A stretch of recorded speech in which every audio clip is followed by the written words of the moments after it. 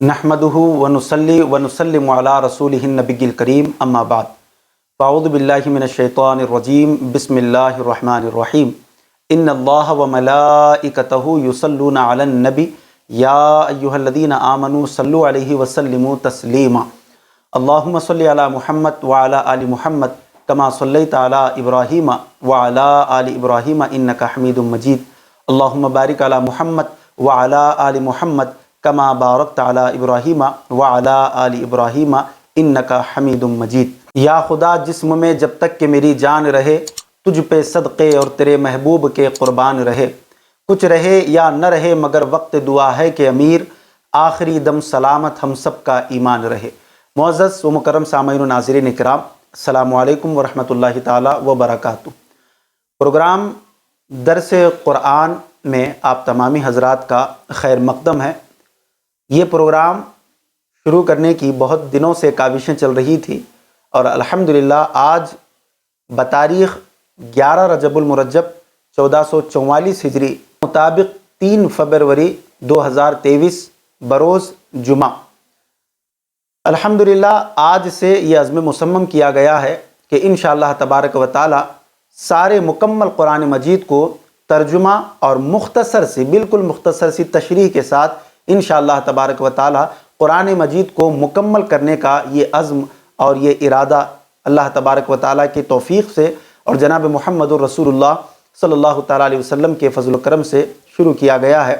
मैं अल्लाह तबारक व तआला की बारगाह में दुआ हूँ कि मौला तबारक व तआला इस कुरान मुक़द्दस के वसीले से और जनाब मुहम्मदुर रसूलुल्लाह सल्लल्लाहु अलैहि वसल्लम के वसीले से मौला तबारक व तआला इस अज़्म मुसम्मम पर मुझे इस्तिक़ामत अता फ़रमाए और कुरान मजीद को तर्जुमे के साथ मुकम्मल पढ़ने और सामने वालों को भी जो है सुनाने की तौफ़ीक़ अता फ़रमाए।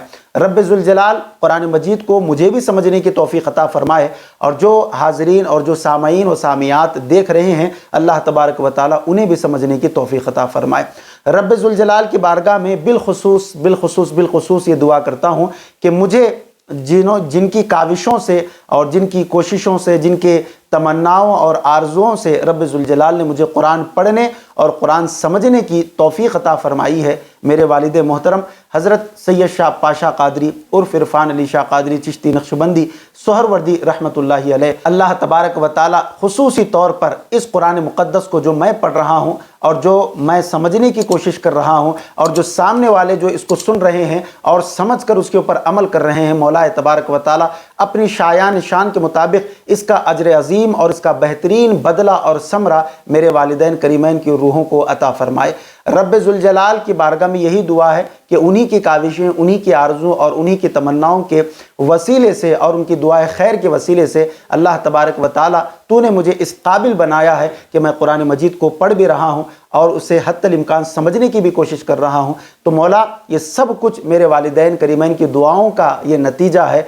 मैं खुसूसी तेरी बारगाह में जनाब मुहम्मदुर रसूलुल्लाह सल्लल्लाहु अलैहि वसल्लम के सदक़े से दुआ करता हूँ कि मौला तबारक व तआला इसका बेहतरीन बदला और समरा मुझे और मेरे आने वाली नस्ल और मेरे तमाम आबा व अजदाद की रूहों को खुसूसी तौर पर अपनी शायान शान के मुताबिक जो है अता फ़रमा। अल्लाह तबारक व तआला मेरे वालिदैन करीमैन को जन्नतुल फिरदौस में आला से आला मकाम नसीब फ़रमाए। मेरे वालिदैन करीमैन के क़ब्रों पर रहमत व अनवार की मूसलाधार बारिश फ़रमाए। रब्बे ज़ुल जलाल उनके दरजात में बुलंदी अता फ़रमाए। रब्बे ज़ुल जलाल तमाम उम्मत मुस्लिमा को इसका अजर अज़ीम अता फ़रमा और इसका सवाब उन तमाम उम्मत मुस्लिमा की रूहों को भी जो है अता फ़रमा। ये अल्लाह तबारक व तआला की तौफ़ीक़ से हम इसका आगाज़ करते हैं। सूरह फ़ातिहा से इसका आगाज़ हुआ जाता है। सूरह फ़ातिहा ये मक्की है और इसमें 7 आयतें हैं और 1 रुकू है। सूरह फ़ातिहा का शान नुज़ूल 2 मरतबा हुआ है। रिवायत में आता है तफ़सीर ख़ाज़िन और दीगर तफ़ासिर के हवाले से कि सूरह फ़ातिहा 1 मरतबा मक्का मुकर्रमा में नाजिल हुई और दूसरी मरतबा जो है मदीना मुनव्वरा में नाजिल हुई। सूरह फ़ातिहा के मुतादिद अस्मा हैं, यानी बहुत सारे अस्मा हैं। इस सूरत को इस वजह से भी फ़जीलत व कमाल हासिल है कि इस सूरत के बहुत से नाम हैं। इस सूरत का नाम सूरतुल फ़ातिहा भी है, फ़ातिहतुल किताब भी है, उम्मुल कुरान भी है, सूरतुल कंज़ भी है, काफ़िया भी है, वाफ़िया भी है, शाफ़िया भी है, शिफ़ा, सबे मसानी, नूर, रुक़ैया, सूरतुल हम्द, सूरतुद दुआ, تعلیم المسئلہ، سورۃ المناجات، سورۃ التفویض، سورۃ السوال، الکتاب، فاتحۃ القرآن، سورۃ الصلاۃ۔ اس صورت میں 7 آیتیں، 27 کلمے، 140 حروف ہیں، اور کوئی آیت اس میں سے ناسخ و منسوخ نہیں ہے، یعنی کوئی آیت ایسی نہیں ہے جو منسوخ ہو چکی ہو۔ اعوذ باللہ من الشیطان الرجیم، پناہ مانگتا ہوں میں اللہ کی شیطان مردود سے۔ بسم اللہ الرحمن الرحیم، اللہ کے نام سے شروع جو بہت مہربان نہایت رحم والا۔ الحمدللہ رب العالمین، تمام خوبیاں اللہ کو جو مالک سارے جہان والوں کا، یعنی تمام خوبیاں اور برتریاں اللہ تبارک و تعالی ہی کے لیے ہیں، جو سارے عالمین کا پروردگار ہے، پالنے والا ہے، رزق دینے والا ہے۔ عالمین یہ عالم کی جمع ہے، اور ایک روایت کے مطابق 18,000 عالم ہیں، کم و بیش 18,000 عالم۔ تو اللہ تبارک و تعالی ایک عالم نہیں، 2 عالم نہیں، بلکہ 18,000 عالم یا 18,000 مخلوقات کا پالنے والا ہے، پروردگار ہے۔ الرحمن الرحیم، بہت مہربان رحمت والا۔ مالک یوم الدین، روز جزا کا مالک، یعنی جب روز جزا قائم ہوگا، حشر کا میدان قائم ہوگا، تو اس وقت صرف اور صرف بادشاہت رب ذوالجلال کی ہوگی۔ وہ خود فرمائے گا اس وقت، لمن الملک اليوم للہ الواحد القہار، آج کس کی بادشاہت ہے، مگر بولنے والا اس وقت کوئی نہیں ہوگا، اس لیے کہ کل نفس ذائقۃ الموت کا مزہ ہر ایک نے چکھ لیا ہوگا، کل فنا ہونے والی ہے۔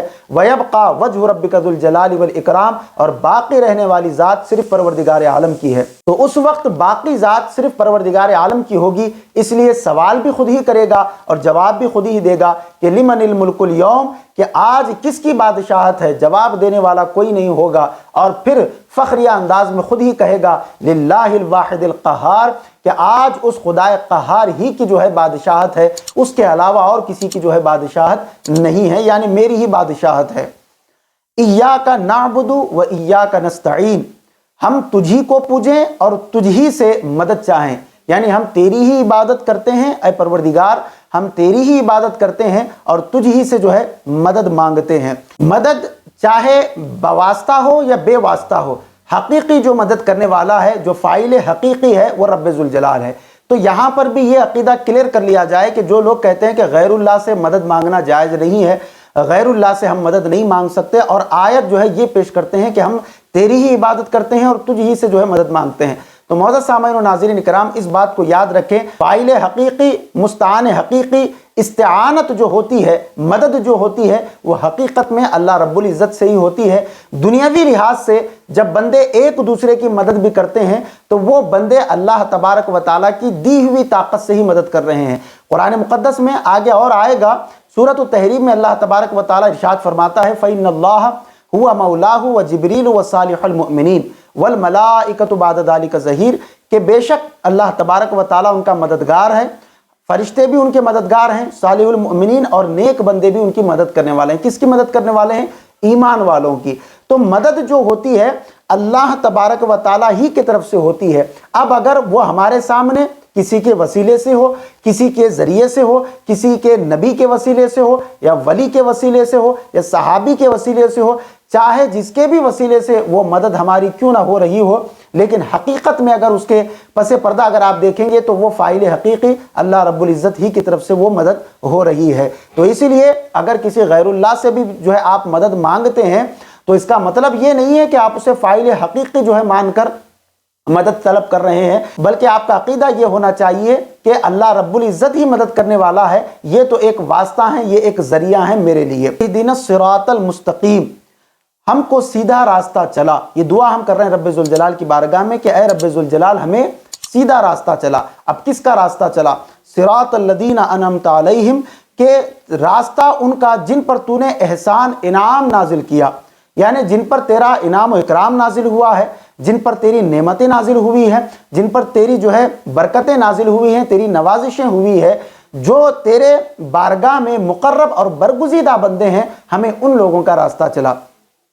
غیر المغضوب علیہم ولا الضالین، نہ ان کا جن پر غضب ہوا اور نہ بہکے ہوئے کا، یعنی ان لوگوں کا راستہ نہ چلا جن پر تیرا غضب نازل ہوا ہو اور جو بہک گئے ہیں راستے سے۔ علماء اکرام فرماتے ہیں، مفسرین فرماتے ہیں، یہاں اس سے یہود اور نصارہ جو ہے مراد ہیں، کہ ہمیں ان لوگوں کا راستہ نہ چلا جو راستے سے بھٹک گئے ہیں، ہمیں ان لوگوں کا راستہ چلا جن پر تیرا انعام و اکرام نازل ہوا ہے۔ اب آگے آیت مبارکہ خود ہی آنے والی ہے کہ جس میں اللہ تبارک و تعالیٰ خود فرما رہا ہے کہ ہم نے انعام و اکرام کس پر نازل کیا ہے۔ انشاءاللہ تبارک و تعالیٰ آگے آیتوں میں جو ہے آپ اس کو سماعت کریں گے۔ یہ قرآن مقدس کی پہلی سورۃ الفاتحہ سے آج اس کا آغاز ہوا ہے۔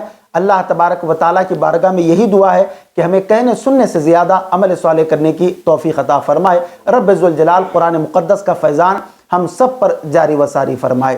حضرت علامہ و مولانا حافظ سید ساجد پاشا قادری کے علمی و روحانی بیانات کے لیے اس آفیشیل چینل کو سبسکرائب کریں اور بیل آئیکن ضرور پریس کریں۔ جزاک اللہ۔